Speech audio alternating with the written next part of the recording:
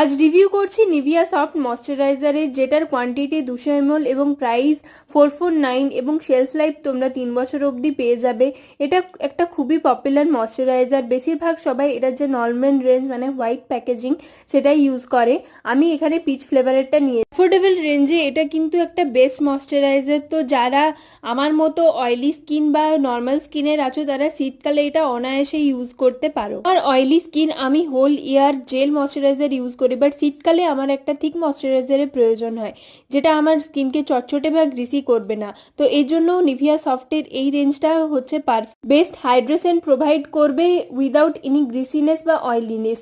তো যারা আমার মতো অয়েলি স্কিনের আছো বা এরকম যারা নর্মাল স্কিনের, তারা এটা ইউজ করতে পারো। তবে যাদের প্রচণ্ড ড্রাই স্কিন তাদের জন্য উইন্টারে এই ময়শ্চারাইজারটা খুব একটা এফেক্টিভ নয়। তো আজকের জন্য এইটুকুই, দেখা হচ্ছে পরবর্তী ভিডিওতে। বাই।